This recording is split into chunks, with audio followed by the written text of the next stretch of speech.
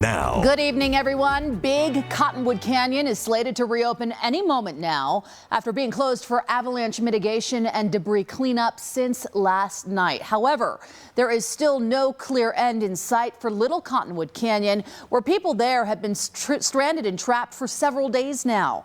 Fox 13 News reporter Lucy Nelson spoke with staff and guests to see what it's like being stuck inside, all because of record-breaking avalanche danger. Looking out here, seeing the sun for the first time. Luke Stone is on day 3 of being trapped inside Cliff Lodge. Yep, a lot of waiting around and looking outside. He and others at Snowbird Resort are under interlodge. They aren't allowed to leave the building because of severe avalanche danger. Everyone's pretty antsy. There's definitely some cabin fever. He says he's been interlodged countless times, but never for this long. Restaurants are running out of food. There's not enough employees to staff the restaurants. Just up the road, Kira McNamara is having a forced extended stay at Alta. We were actually supposed to leave here on Tuesday night for a flight, so we pushed it to tonight, but that might not even happen. Converting her room at the gold miner's daughter to her office space. And then we've been trying to get some work done too, since we are not home for work at this point.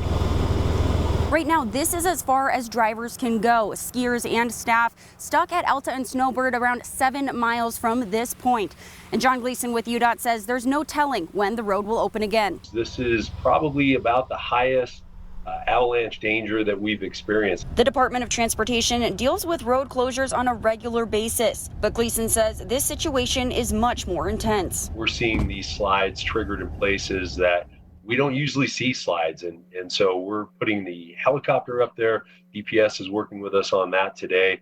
We're dropping explosives from the sky to trigger some of these hard to get areas. Crews working overtime on the roads and up at the resorts. Our employees have been working around the clock, digging, making food, helping our guests. Their work isn't going unnoticed by guests there. As frustrating as it is, it's just they're doing their best to keep us safe. They're putting in insane hours, doing insane work, putting themselves at risk all the time. But Stone is hoping for some fresh air in the near future. Just try to be patient.